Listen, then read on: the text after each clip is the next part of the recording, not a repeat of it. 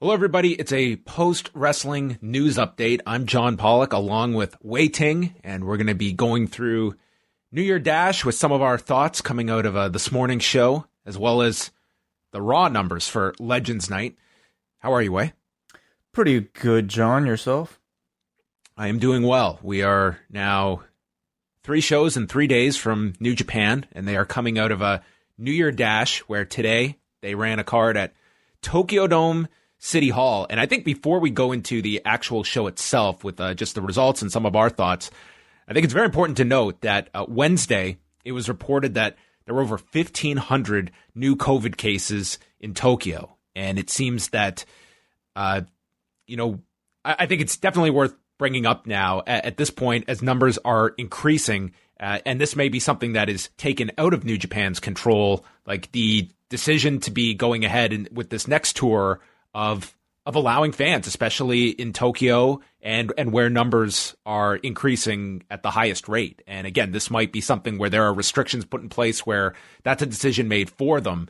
But it's certainly like the numbers are going in one direction, especially in Tokyo.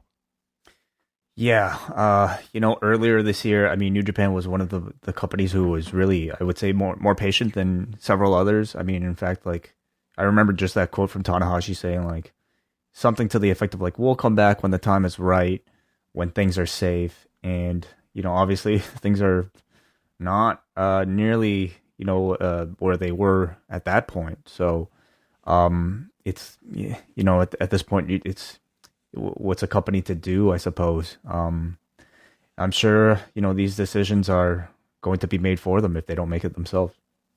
They did announce an attendance of 1,019 for this show. So we're not going to do a big review of the show, but just kind of go through the results, angles coming out of the show, and some future directions as well. So it kicked off with Yuji Nagata defeating Gabriel Kidd in 8 minutes. And I thought this was just nice opener. Gabriel Kidd got to showcase a lot of fire before he was put down with the exploder and Nagata lock, and then putting a lot of focus on Kidd after the match as he was conveying that frustration coming up short against Yuji Nagata. A solid young line opener. Kidd always delivers. This was the lone singles match on the card. That's right. They announced all the matches at the beginning of the show, as per usual. We had Kevin Kelly and Chris Charlton on the call, and they noted that Rocky Romero would not be joining them because he had to wait to find out his assignment, and he would be working the main event. So a 2-man booth for today's show. Minoru Suzuki and Doki over Tiger Mask and Yuya Uemura in 10 minutes and 45 seconds. I loved the interaction between Suzuki and Uemura throughout this. I would love to see a singles match between these two at some later date. They gave Uemura a good amount here before Suzuki used a Boston Crab on him, and then Uemura got several covers on Suzuki before being hit with the rear naked choke into the Gotch pile driver. But that was the combination I thought really stood out in this match. It really was the main story of this match. From the moment that the bell rang, it was Uemura who was signaling to Suzuki, and it seemed to be a continuation of a prior interaction the two had in a previous match. So really fun seeing Suzuki beat up young lines, and maybe they'll build to something, or maybe this will just kind of be an infrequent, relationship that these two will have. Yeah, and will be interesting to see if Suzuki follows this trend of, Suzuki Gun certainly coming out of this show feel like they are more of a babyface faction, given where the two respective heavyweight and junior heavyweight tag teams are being positioned in those divisions. Mm-hmm. Will Ospreay, Jeff Cobb, and the Great Okan over Satoshi Kojima, Hiroyoshi Tenzan, and Yota Tsuji. A lot to note in this match. Forget the angle shot, the promos, the headline. The Great Okan got rid of the goofy pants. He was in regular trunks with his white glove. A vast improvement. Yeah, I guess so. I guess that was the big takeaway from Wrestle Kingdom. Get rid of the pants. He took our advice, got rid of the goofy looking pants. I think that's a step in the right direction. So everyone kind of paired off at different points in this match. It was kind of Ospreay with Kojima, Cobb with Tsuji, and the Great Okan with Tenzan. And it ended after Jeff Cobb avoided a 3D from Kojima and Tenzan, and then they triple teamed Yota Tsuji as Okan and Cobb lifted him up for a os cutter by Will off the top turnbuckle, and they Cobb pinned Tsuji in 9:55. They continued the beatdown on Tsuji, and then the Great Okan lifted up Tenzan to hit the Tenzan Tombstone Driver onto the man himself. Kojima is trying to cover his longtime partner, and they have Ospreay hit Kojima with the hidden blade, and then a huge stretcher job taking Tenzan out. I would say this was like the most significant angle on the show, with Tenzan being taken out and Ospreay cutting a promo that they are now the United Empire. They will take over in 2021, and they are not going to be deterred by their performances at Wrestle Kingdom. Yeah, I don't know if the Empire was just like, the Empire name itself might be tough to trademark, but it is now, I believe, officially the United Empire. They've got a new hand sign, so really working on the branding for 2021. It was a good promo from Ospreay. You know, he's got, I would say, pretty good heavyweight heel charisma, and it's been fun to watch. And then the best part was he goes up to Kevin Kelly and is like cutting a promo on Kevin Kelly, and then he's speaking in English to Kevin Kelly, and he looks to Chris and says, "Translate that," and they're both like, "Dude, you just said this in English. There's no translation necessary." And he just awkwardly left. I thought this was like the most comical moment of the entire show. Well, he wanted him to translate it back to Japanese. Who do you think's listening to this? For the English-speaking audience. Well, he just wants to make him work. Okay. Well, it was both were just like, "Hey, man, I think you did a great job yourself of explaining that to our English-speaking audience."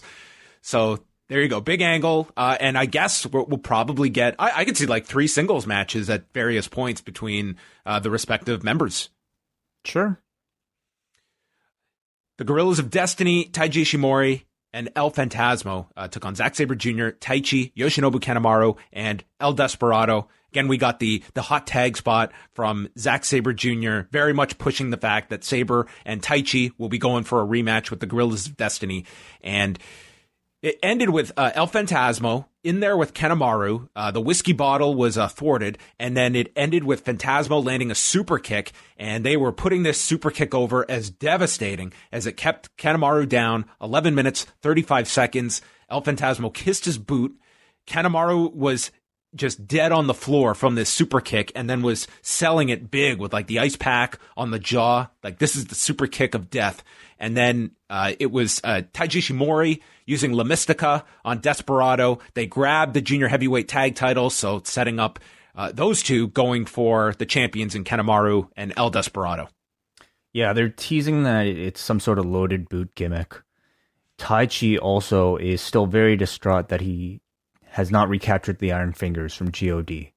So, as you mentioned, Suzuki-gun are continuing their run as babyfaces, at least these 4. And, obviously it's not just Taichi and Zack, but Desperado as well, coming off of that Best of the Super Juniors match. And you throw in Minoru Suzuki, really, they're already kind of an LIJ type of babyface team already. It's just that they're wrestling like it now in the matches. Yeah, so those 2 clear directions we saw. Kazuchika Okada, Tomohiro Ishii, Hiroki Goto, Toru Yano, and Yoshihashi of Chaos took on the Bullet Club's Jay White, Evil, Bad Luck Fale, Chase Owens, and Yujiro. And for those that did not hear any of our post shows, do you want to just quickly recap kind of Jay White's post-show press conference and the story going into this match involving him? Yeah, he had a whole 10-minute spiel in the post-fight press conference where he basically said that he's, spent 8 years now in this company, sacrificing time away from his family, and for what? He basically had a big kind of a just reflective moment here where he basically said after New Year Dash, he was done. He's done with New Japan and seemingly done with professional wrestling in general. So just something to tee up, I believe, a leave of absence for Jay White. I really like this not just angle, but this entire philosophy that they have, in that they have built up that the most prestigious victory you can achieve in New Japan is winning at the Tokyo Dome in the main event. And the flip side of that is that the greatest devastation a performer can incur is a loss in the main event. And you go back to examples of Okada in 2015, where he's reduced to tears after losing to Tanahashi.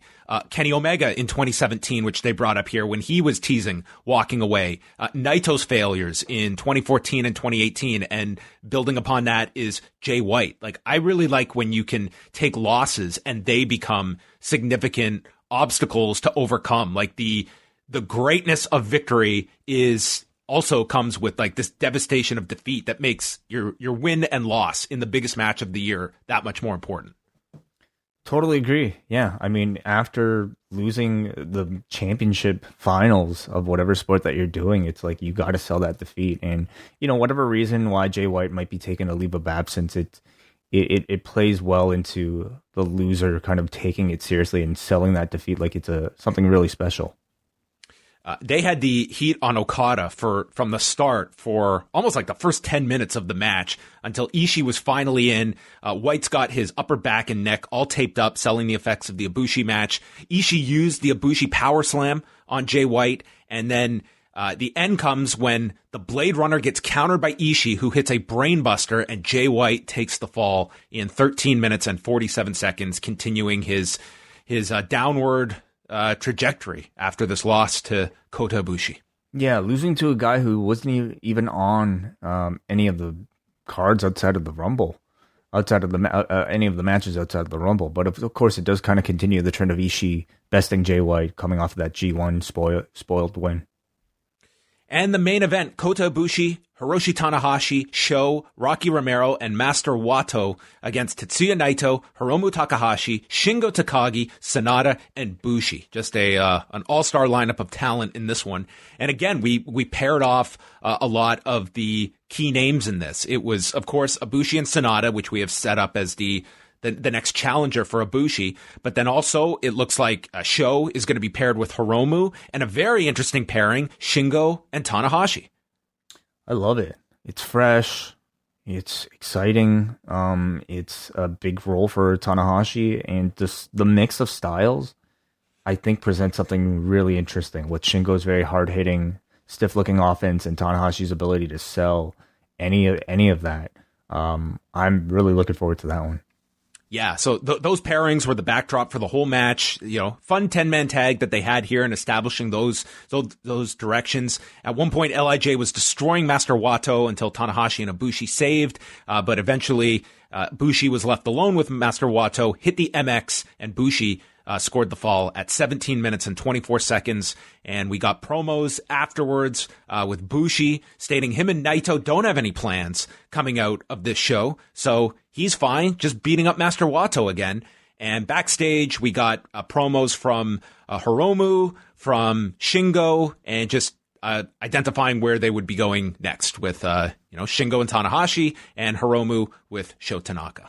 And that was the show. Like a pretty easy to watch 2.5 hours, numerous angles coming out of this, the injury angle with Tenzan, and where they head in the immediate future. Also question marks too, like Naito, nothing earmarked for him, what they do with Jay White.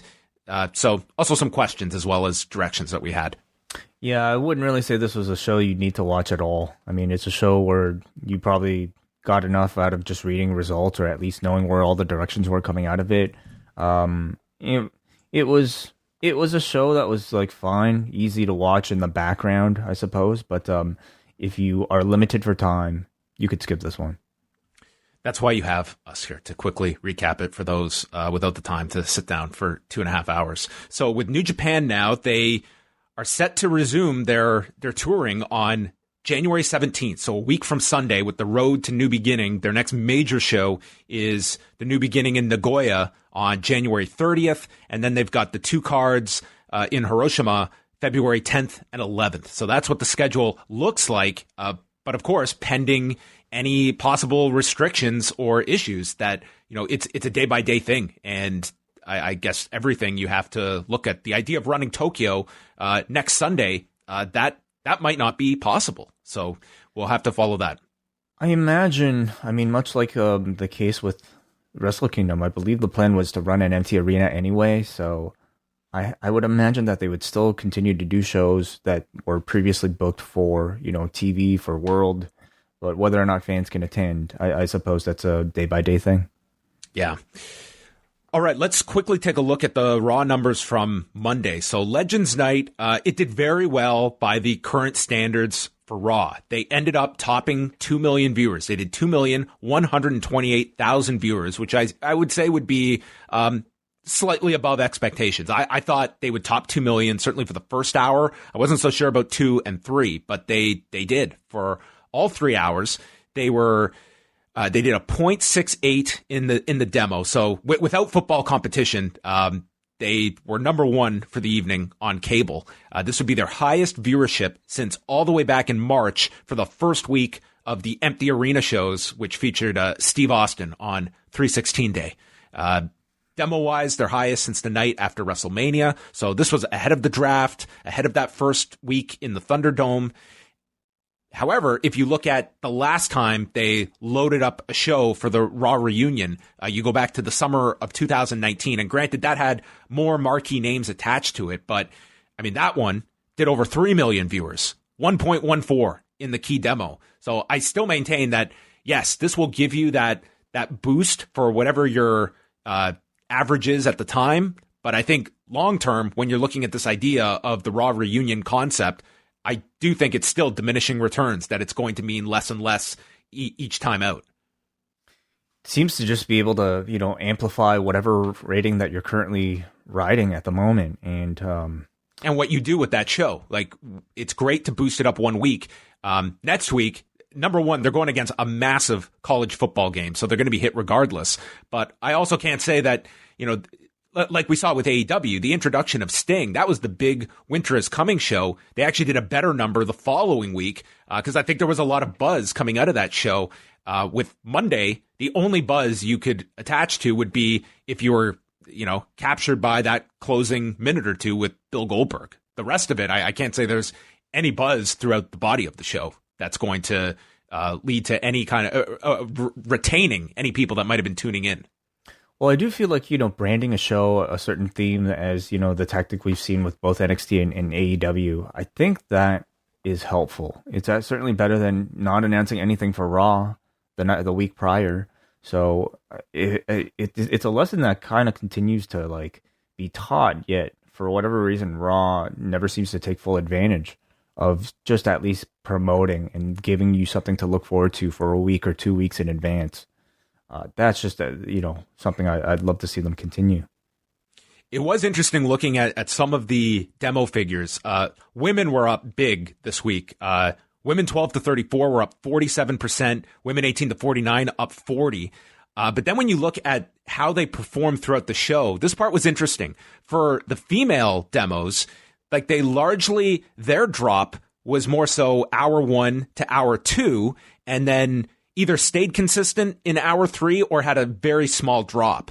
With the male audience, they saw a big increase from hour 2 to hour 3, which on the surface, that makes sense to me that hour 3 this week, which was up in several demos, which is a rarity, but you did have that championship match in the third hour. That makes sense.